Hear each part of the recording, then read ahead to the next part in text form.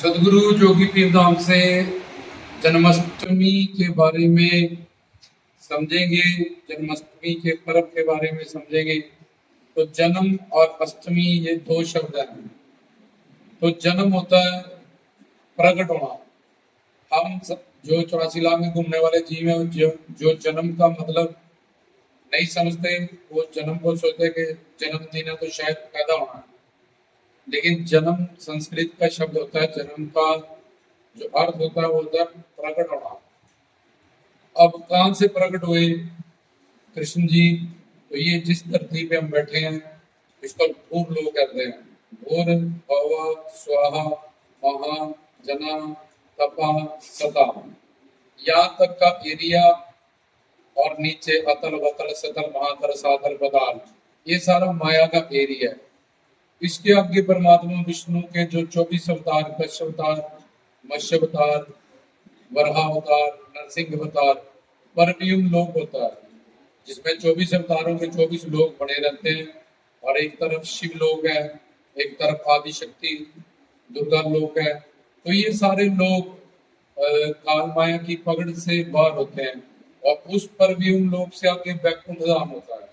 और एक तरफ निर्गुण निराकार निर्विशेष के उपासक सतलोक या सचखंड, ये पांचों लोग जो हैं वो एक बराबर बने रहते हैं आमने सामने एक दूसरे के। तो वैकुंठ धाम से भी ऊपर जब तुम चले जाते हो तो वहां तुम्हें गोलोक धाम मिलता है। गोलोक धाम में राधा कृष्ण या सीता राम निवास करते हैं। तो जन्म, यहाँ पे अब जन्म अष्टमी है, तो जन्म का मतलब है प्रकट होना, और कृष्ण जी का अवतार मतलब अवतरित होना, उतरना। तो गोलोक धाम से जिन्होंने उतरते उतरते उतरते इस धरती पे अवतार लिया, अवतार लेने का कारण धर्म की स्थापना करना, राक्षसों का वध करना और साधुओं का उद्धार करना। और अष्टमी से उनके पास जो विशेष 8 शक्ति होती है कि कृष्ण भगवान भूख से, प्यास से, धर्म अधर्म से, पाप पुण्य से, बुढ़ेपे से परे रहते हैं। 125 साल तक उनका उद्धार हुआ था धरती पे। 16 के 16 साल के ही रहे, और 11,000 साल हुई जब राम बने त्रेता युग में, तो 11,000 वर्ष धरती पे रहे। लेकिन उनकी आयु उससे बड़ी नहीं पूरी उदार लीला में।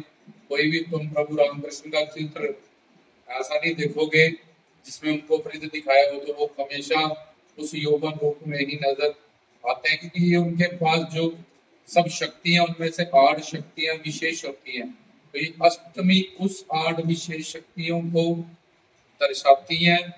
भूख से परे, लीला में वो जरूर खाते हैं मक्खन, क्योंकि वो नर लीला करने आए हैं और यशोदा के बेटे बन के अवतरित हुए हैं। तो बिल्कुल वो एक लड़के की तरह ही बिहेव करते हैं। जब इस दुनिया के लोग, जब जो हीरो हीरोइंस है, वो ऐसी एक्टिंग करते हैं 3 घंटे के लिए, हमें वैसे ही सच लगता है। तो वो भगवान है, सर्वज्ञ सर्वंतर्यामी है, और वो इस तरह से लीला करते हैं कोई पहचान नहीं पड़ता, और उनके पास योग माया शक्ति होती है। तो जन्म का मतलब है प्रकट होना। जहाँ अवतरित होकर कृष्ण भगवान गोलोक धाम से देवकी के घर, उन्होंने देवकी वासुदेव के घर अवतार लिया।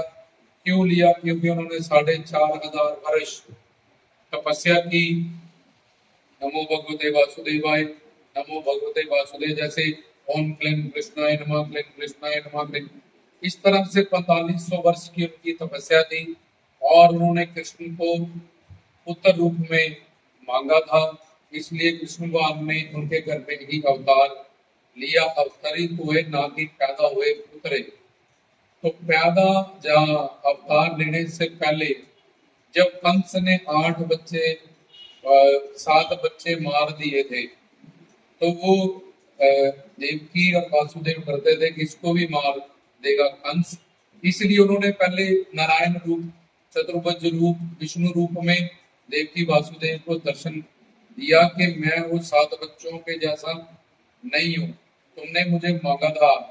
तो अगर मैं तुम्हारे पेट में होता तो देखो मेरी उंगली पे सुदर्शन चक्र है, तेरा पेट फट जाता है भैया, और उनके हाथ में वो है गुर्ज है, सत्य का प्रतीक है, गदा है। तो ये गदा तेरे पेट में कैसे आता, ये सुदर्शन चक्र तेरे पेट, इसलिए वो योग माया का कमाल होता है। माँ के पेट में पहले वो वासुदेव के मन में आते हैं, क्योंकि वो उनका मन काम क्रोध लोभ अहंकार से शुद्ध है और दिव्य है। तो पहले वासुदेव के मन में आते हैं, फिर देवकी के मन में जाते हैं। और जब वहां जाते हैं तो माँ का जो पेट होता है योग माया से वैसे ही बढ़ने लगता है और वो सारी एक्टिविटीज होने लगती है, जिससे ऐसा लगता है कि अंदर बच्चा है और उसी तरह से सारा क्योंकि उसको वात्सल्य भाव का प्रेम देना है। खैर, हमने जन्माष्टमी को समझना है तो जन्म का ये जो मतलब है यहाँ प्रकट होना और अवतरित अवतार होना उनका, किस लोक से, वो लोक धाम से अवतरित हो गए। और भवा स्वाहा महा जना तपा सदा, पर भी हम लोग वैकुंठ धाम। उसके बाद इधर इधर वाले लोग मैंने पीछे बताए, लेकिन ये सीरियल वाइज मैं आपको बता रहा हूँ। वैकुंठ धाम को भी साकेत लोग कहते हैं, उसके 7 दरवाजे होते हैं। उसके भी ऊपर जब तुम चले जाते हो तो तुम्हें गोलोक धाम मिलता है। गोलोक धाम में फिर अंदर वृंदावन, मथुरा, ब्रिज, ये सारी जगह अंदर पड़ी हुई है। तो खैर, वहां से कृष्ण भगवान का अवतार हुआ धरती पे, किस लिए हुआ, धर्म की स्थापना करने के लिए, साधुओं का आधार करने के लिए और राक्षसों का वध करने के लिए। और अष्टमी है जो उनकी 8 विशेष शक्तियां, क्योंकि वो सच्चिदानंद स्वरूप है, तो उनमें अनंत और बेअंत संपूर्ण शक्ति है। पर उनमें से 8 शक्तियां विशेष होती हैं कि वो भूख से परे हैं, वो प्यास से परे हैं, वो बुढ़ेपे से परे हैं, वो पाप पुण्य से परे हैं, वो धर्म अधर्म से परे हैं, वो सत्य संकल्प है और सत्य कामा है। ये तुम गिनोगे, भूख से परे, प्यास से परे, बुढ़ेपे से परे, जीवन मृत्यु से परे, और फिर सत्य संकल्प, जो संकल्प कर लेंगे वैसा ही होगा। जो कामना, सत्य कामना, उनको कुछ पाना नहीं है, लेकिन वो औरों का कल्याण, जीवों का कल्याण करने के लिए अवतरित होते हैं, अवतार लेते हैं। और ताकि नाम गुण रूप लीला धाम का कीर्तन, वो कलयुग में कीर्तन प्रधान है और कलयुगी जीव अपना कल्याण करें। तो अष्टमी उनकी 8 विशेष शक्तियों को दर्शाती है। और जन्म अष्टमी है, इसलिए जन्म उनके जो शब्द है ये उनके अवतार के लिए, जब उनके प्रकट होने के लिए, जहाँ वो प्रकट हुए, जहाँ उन्होंने अवतार लिया, पहले नारायण रूप में हुए, तो फिर देवकी वासुदेव ने कहा कि हमने तो तुम्हें पुत्र रूप में मांगा था, तो वो पुत्र बन गए और छोटे बच्चे की तरह एक्टिविटी करने लगे, जैसे नवजात बच्चा रोता है, रोने लगे।